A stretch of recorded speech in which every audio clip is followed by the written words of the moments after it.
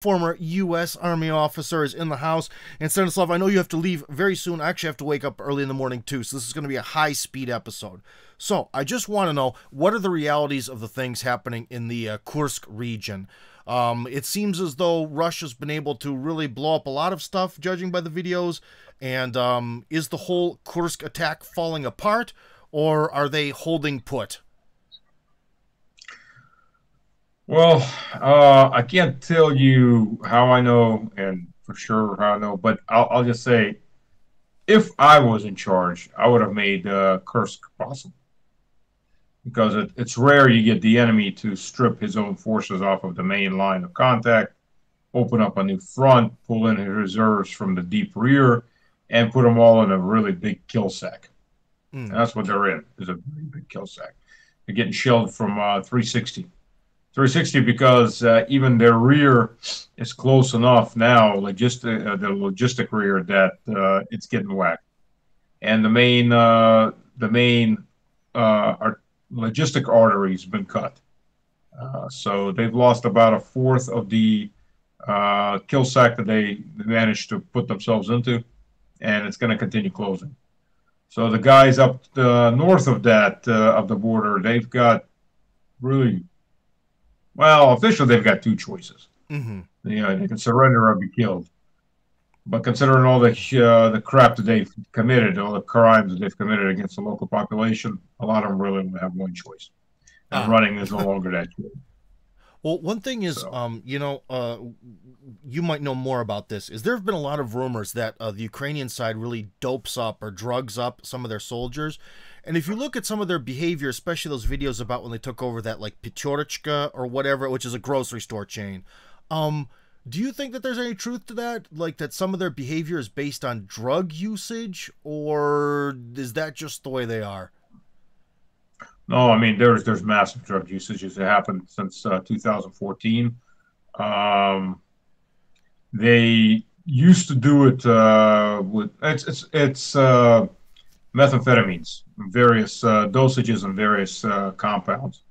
It used to come in needles. Now it comes in the food. Mm-hmm. And believe me, it's the U.S. Chemical companies that are In making, or the food. U.S. Pharmaceuticals. Yeah, it comes Oh. in the meals ready to eat, the Oh. MREs.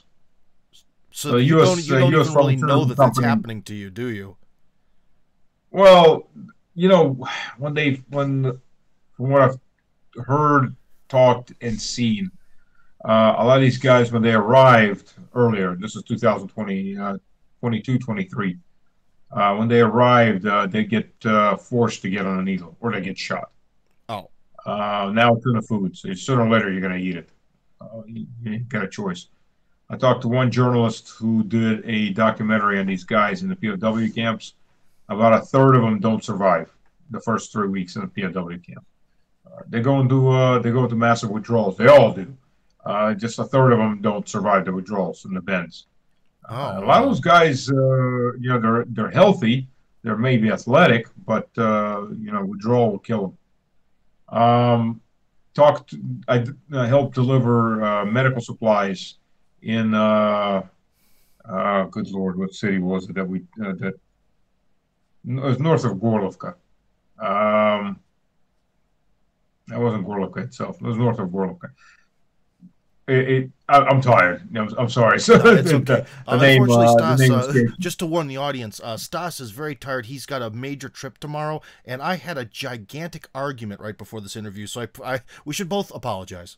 So, because I'm in a pissed off mood, and Stas is tired, so that's the nature of the Yeah, game. I didn't sleep much last night. I'm heading off to the front lines tomorrow, so can't say where. We'll say after I Mm. get back. But anyways, yeah. So we delivered medical equipment to the hospital in that town, and for the life of me at the moment, I can't remember the name of the town, which is bad. I'll go to the bathroom and remember it. It's Oh, we're that's getting all in the right. shower. That's how it usually works. A couple hours later. But anyways, the doctors I was talking with said, for the last week they've been picking up narcotics and syringes that these guys are pumping themselves up with. one of the SS brigades, Hmm. one of those territorial brigades, had been stationed there, Hmm. especially Brigade Tornado, I think. Yeah, they were just pumping themselves up with narcotics. Wow. Okay. Now, So the it's one very question real. I actually wanted to ask you the most, which I forgot. I should have asked this question first. But c'est la vie. Uh, what about the upcoming U.S. elections? Now, on this channel, I've sort of talked with the audience before, where I don't. Again, people in Washington have a mysterious worldview. I don't see how anything in Ukraine could actually really affect U.S. elections based on like the psychology of voters and the fact that sometimes weird stuff happens during elections. But do you think that basically the events in Ukraine could actually really play a major role in the U.S. elections, or is something going to change immediately after the elections are over? It'll be either a first term Kamala or a second term Trump, and maybe something might change.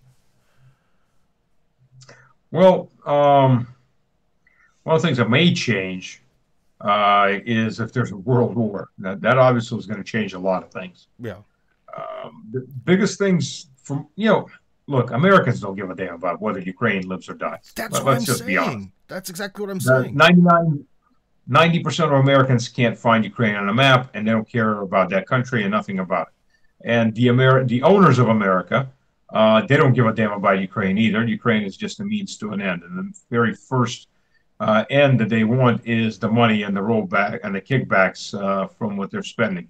That the serfs are going to get to pay back one way or the other, even if it's only through inflation that's killing the average American's wage.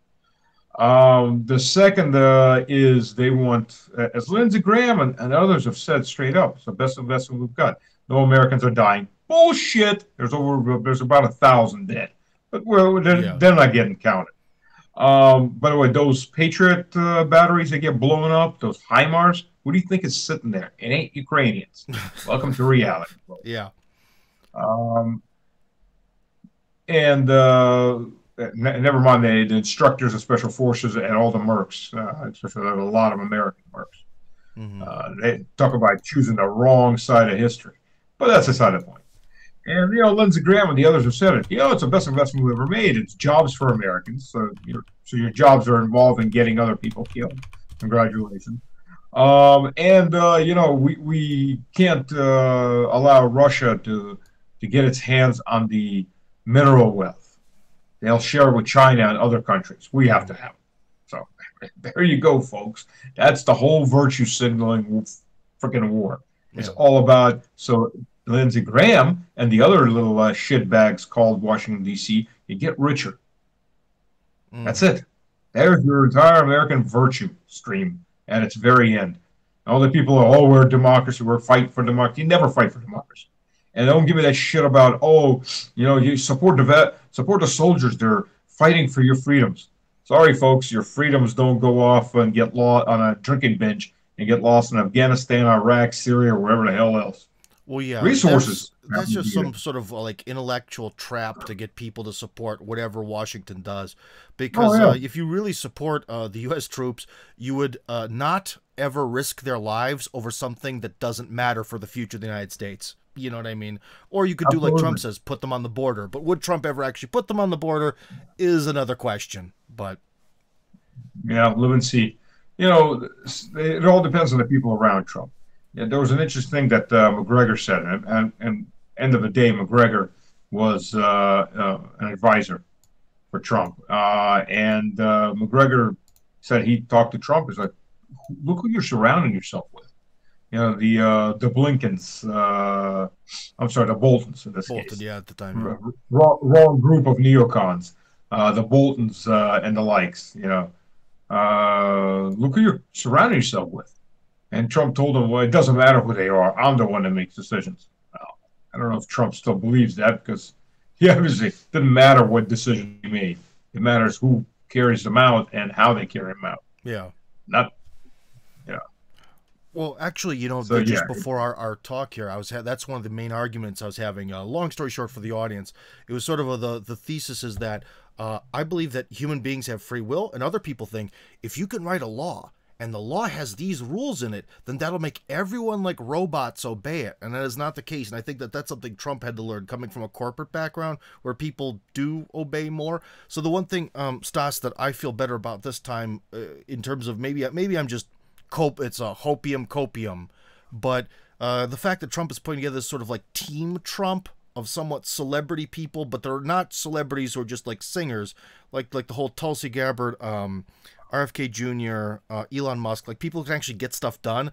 So I'm hoping that this time he'll use this Team Trump as an excuse to get his own people into these positions. But I don't know if that's going to happen. You know, anything's possible. You know, America went shit stupid back in the 20s, the 1920s. Okay. Because it started in the 1920s, there was a movement in America that came to power, still is, a legal movement that believed that you could codify every single human interaction, right? Yeah.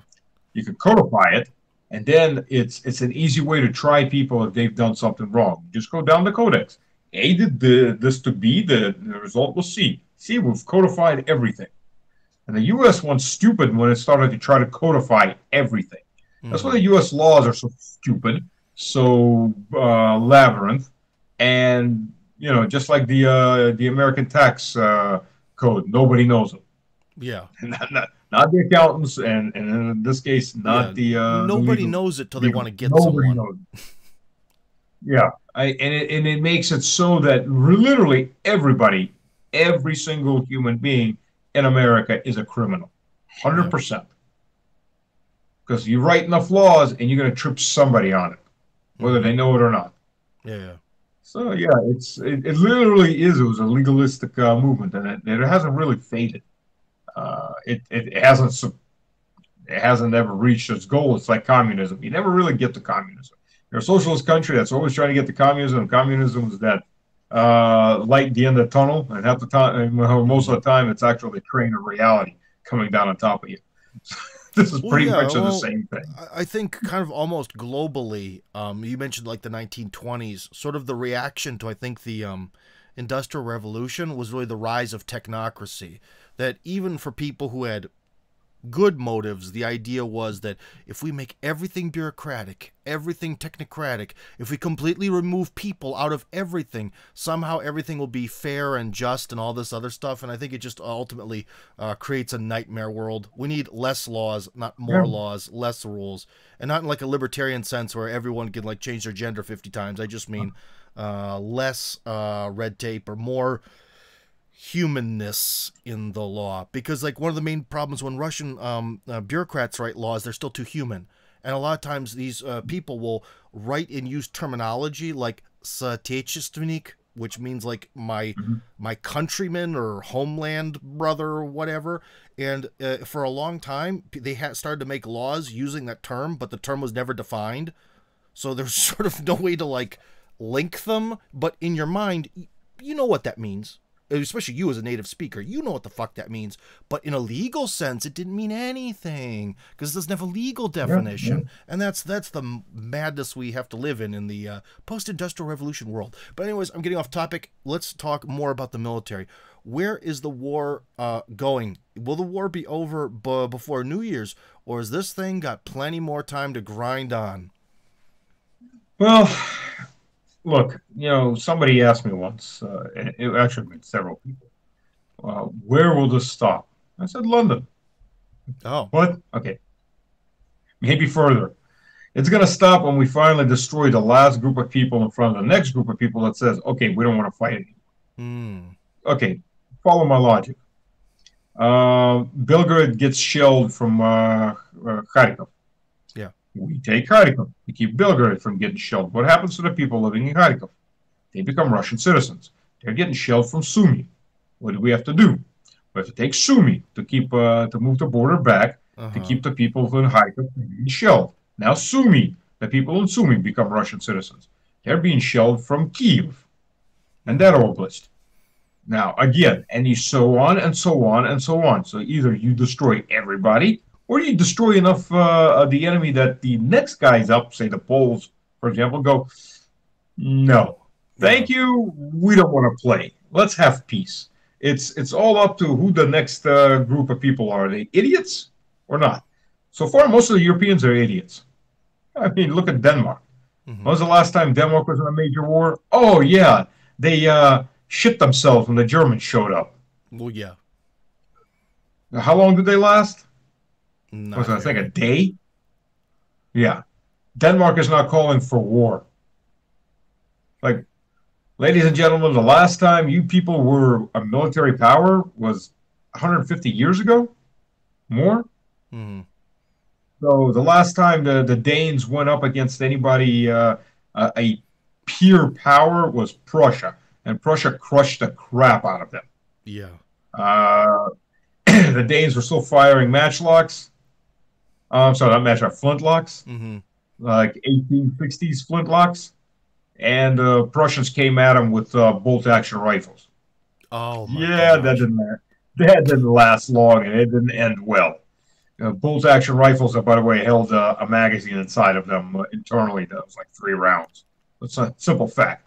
They could put down a hell of a lot more fire, further and harder than the Yeah, well, Danes. But maybe the Danes just got in Denmark, obliterated.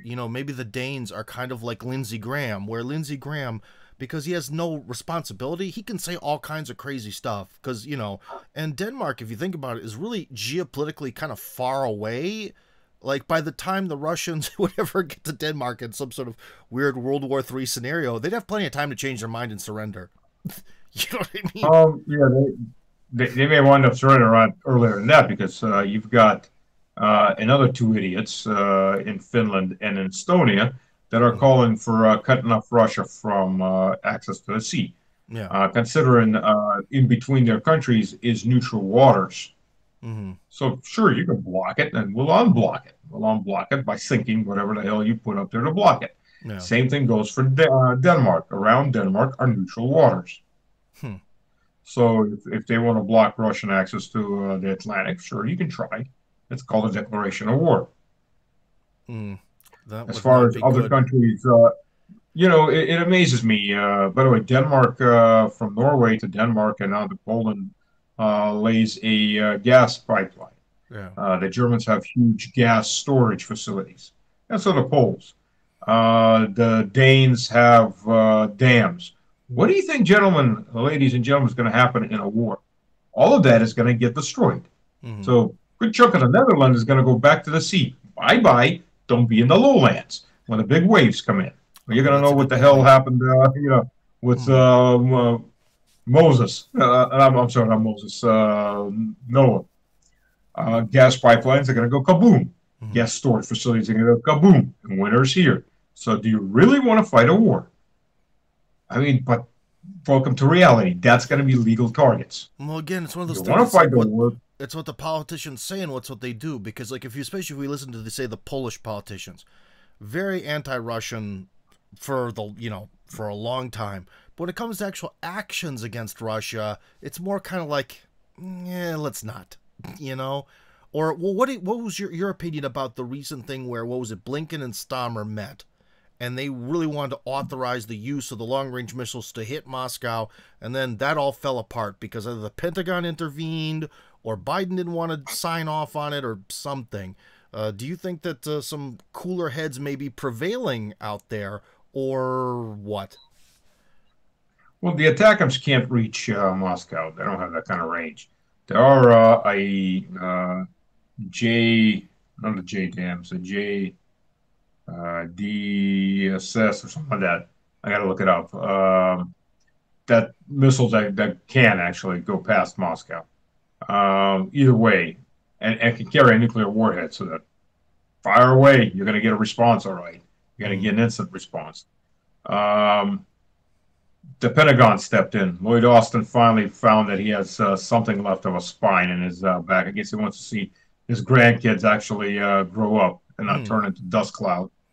By the way, for any moron that thinks nuclear war is oh just a blast, go read a few things that the people, the survivors of Hiroshima, wrote. Here, I'll let you in on a little thing called degloving. It's a lovely little thing. See, when the pressure over pressures, Mm. The amount of overpressure plus the wind and the wave of pressure that hits the human body or any other animal, it degloves it. If you don't understand what that means, it means it takes all your skin off Yeah. in one big piece. It literally rips the skin fully off the body, and the person doesn't die. No, the person doesn't die. He just has he's flayed alive instantly, Wow. and then he gets to suffer until he dies. And the other thing that happens too is because of the heat, a lot of the liquids evaporate instantly out of the body too. So the interesting thing about Hiroshima was all these people, a lot of them had been flayed alive, degloved, were all running and throwing themselves in the rivers, drowning and just drinking everything because they couldn't get enough water. And the water was contaminated. So even if they survived in bunkers, because the atmosphere is still there and they still get dehydrated, they were throwing themselves at anything that had liquid in it. And a lot of people were getting radiation poisoning from rain that started falling, Mm. from all that liquid that went up and came back down radioactive. Yeah, there was one incident. One woman said, she survived. She was toward the edge of Hiroshima, the edge of the city, and her neighbors survived. He climbs out of the house, and he started running. I guess he had relatives or something in the middle of the city. He started running in the middle of the city, and as he's running, she keeps hearing this click, click, click, click, click, click, click, click, as if he had wooden shoes. And when she looked a little closer, the click, click, click was his bones because he had no feet left. He was Oh. just running on bones that were cracking as he was running along. But the Oh person was man. in such shock and awe that he had no idea what he was doing anymore.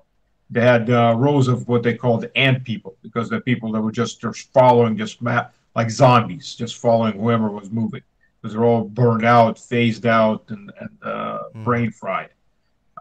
And that's the people that survived. Yeah. Oh, kind of survived.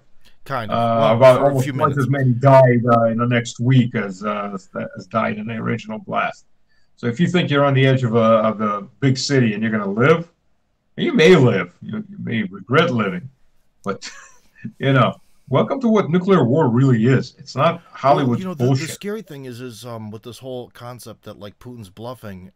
There's this sort of myth. Well, I'll put it this way: there's a lot of myths about Russia, but the most dangerous one is that like Russia's missile technology is ancient and from the Soviet Union and might not actually work in the situation of a nuclear war.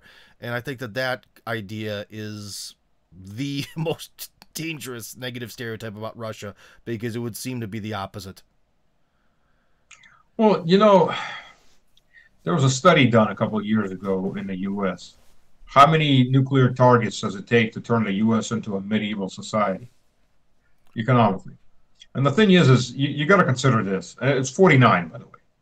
Uh, when you've got a basically medieval technological level, and you've got a blacksmith in every village, and it's mostly farming, and it's a few potter shops and wheelwrights and things like that. You take out a couple blacksmiths, you don't collapse the economy Yeah. because you've got plenty of other blacksmiths in all the other villages. And you go to high tech.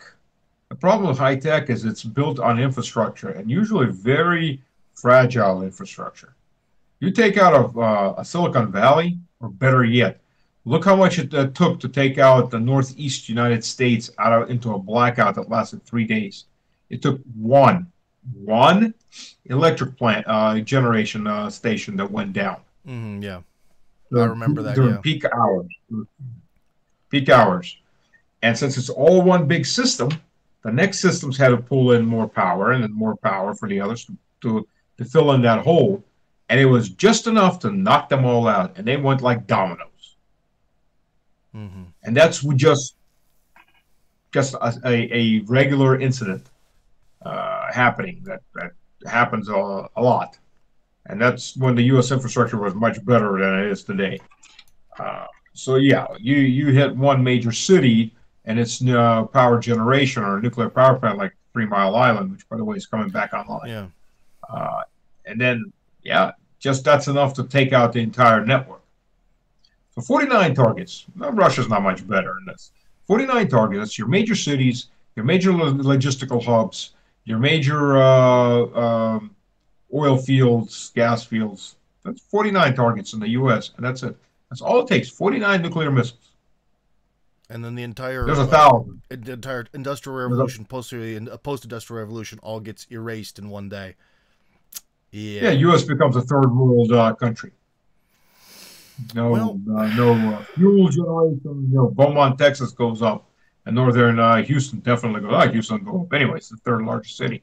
Beaumont goes up, and there's a whole lot of your refining facilities gone for the entire southeast United States. There's a pipeline, literally gasoline pipeline, that runs from northern Texas up into the southeastern states, I think up to Virginia.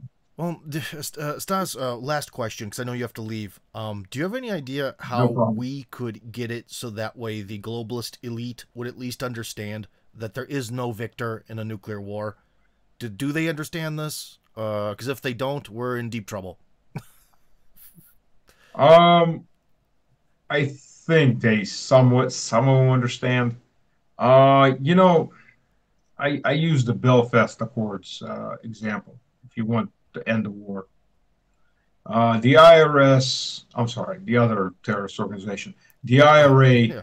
uh, eventually figured out that killing British cops and British soldiers was absolutely pointless Yeah. because the elites in London don't give a fuck about how many British soldiers or British cops get butchered, killed in action, maimed. They'll send more. Yeah. They're little people. They're the peasants. Peasants are meant to serve their elites and die as needed. So the IRS decided to make it personal, and they shifted their entire war from Northern Ireland straight to London, and they started Oh. hitting the elites. And it's amazing how quickly the Balfour Accords were negotiated after decades of strife and the troubles, and then just the general slow grind civil war that was in Ireland, Northern Ireland. Ended real quick. Oh, yeah. Once the elites have to worry about, scraping off their own kids off the walls or their own brains are going to get splattered on a wall, they suddenly realize that shit's for real. Hmm. As long as it's a peasant, nobody gives a damn. That's just how it is. As soon as they get skin in the game. I'm kind of getting the hint here about what you're saying. This is kind of a dangerous topic to post on YouTube, but I kind of understand the hint here. So, anyways, Stanislav Krapivnik, our former Make your U.S. own, right. I'm just stating historical facts. You make your own decisions off those historical facts. All The right. point is, people that don't have any skin in the game, they don't have any skin in the game. And if Gotcha. their upside is whether or not, say, the U.S. wins in another Iraq or loses another Iraq, they're making money off of it. You make your own decisions what that means for you. Mhm. All right. Well, Stanislav Krapivnik, former U.S. Army officer, thank you very much for being with us, and I wish you the best on your journey. And hopefully, I'll be on your program soon in either English or Russian. Who knows? Anyways, Absolutely. take care, friends. We See can you in do the next. both. All right. Take care, friends. See you in the next episode.